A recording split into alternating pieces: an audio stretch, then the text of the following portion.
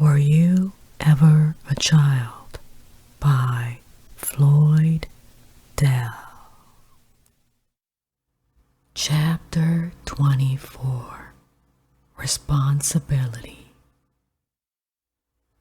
But there is yet another quality which civilized standards demand of our human enterprise.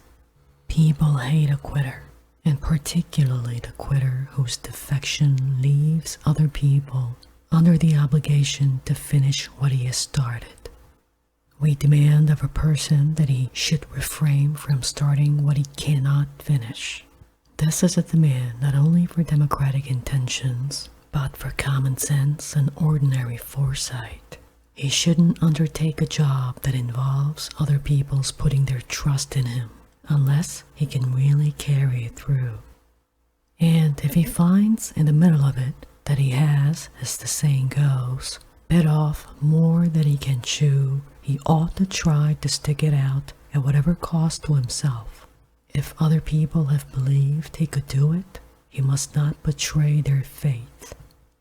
This feeling is at the heart of what we ordinarily call telling the truth, as well as the foundation of the custom of paying one's debts. We don't really care how much a man perjures his own immortal soul by lying, but we do object to his fooling other people by it. We are all so entangled with each other, so dependent upon each other, that none of us can plan and create with any courage or confidence unless we can depend on others to do what they say they will do. But our feeling goes deeper than the spoken word. We want people to behave in accordance with the promise of their actions. We despise the person who seems and who lets us believe that he is wiser or more capable than he turns out to be. We even resent the story that promises at the beginning to be more interesting than it is when it gets going. And in regard to work, the thing which we value above any incidental brilliancy in its performance is the certainty that it'll be finished.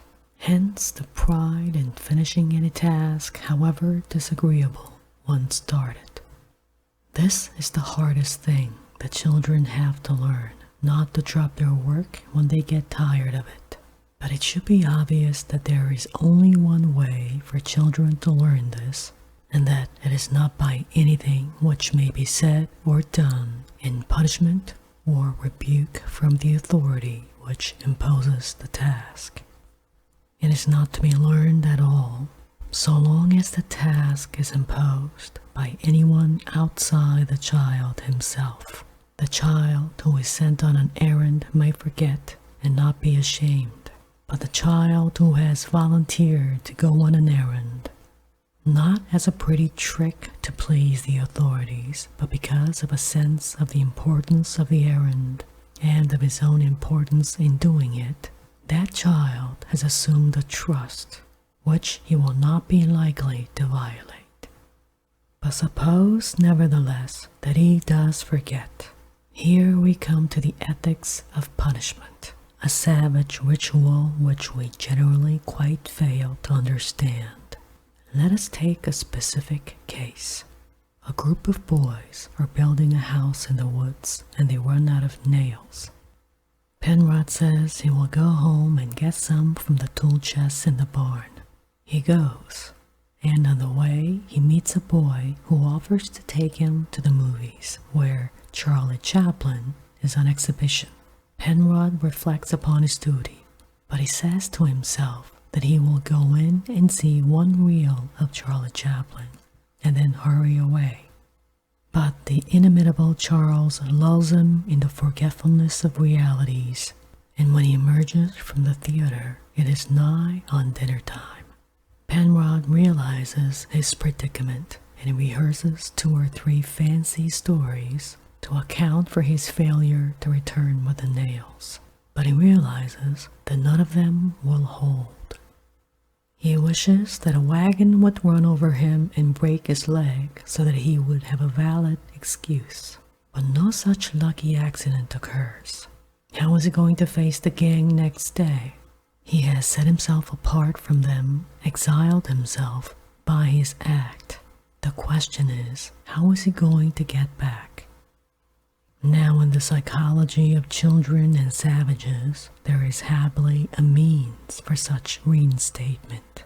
This means is the discharge of the emotions in the offender and in the group against which he has offended, of shame on the one hand and anger on the other, which together constitute the barrier against his return. That is, if they can express their anger by, let us say, beating him up, that anger no longer exists, they are no longer offended. While, if he can, by suffering such punishment, pay the debt of his offense, he thereby wipes it out of existence, and at the same time cleanses himself from the shame of committing it. As the best conclusion of an unpleasant incident, he is ready to offer himself for such punishment. For children understand the barbaric ritual of punishment, but it really has the barbaric ritual significance. But the punishment must be inflicted by the victim's peers. There are few adults who can, with any dignity, inflict punishment upon children. For the dignity with which punishment is given depends upon the equality of the punisher and the punished, and on the implicit understanding that if the case had happened to be different, the roles would have been reversed. It'll be perceived that this leaves discipline entirely a matter for children to attend to among themselves, with no interference by adults and no imposition of codes of justice beyond their years and understanding. Punishment in this sense cannot be meted out unless the aggrieved parties are angry and the aggressor ashamed. But let no adult imagine that he can tell whether an offending child is ashamed or not. Shame is a destructive emotion which a healthy child tries to repress. He does not say, "I am sorry." He brazens out his crime until he provokes the injured parties to an anger which explodes into swift punishment, after which he is one of them again and all is well. But the abdication of adults from the office of judge, jury, and executioner of naughty children destroys the last vestiges of the caste system which separates children from adults. It puts an end to superimposed authority and to goodness as a conforming to the mysterious commands of such authority. It places the child in exactly such a relationship to a group of equals as he will bear in adult life, and it builds in him the sense of responsibility for his actions, which is the final demand that civilization makes upon the individual.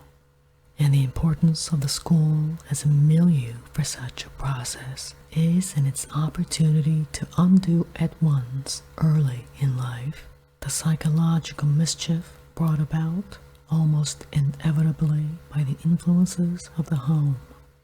There, I've let the cat out of the bag. I'd intended to be very discreet and say nothing that could possibly offend anybody. But I have said what will offend everybody except parents. They, goodness knows, are fully aware that a home is no place to bring children up. They see what it does to the children plainly enough.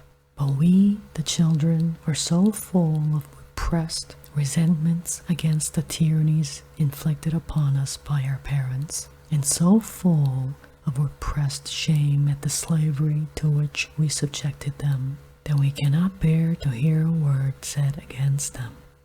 The sentimentality with which we regard the home is an exact measure of the secret grudge we actually bear against it.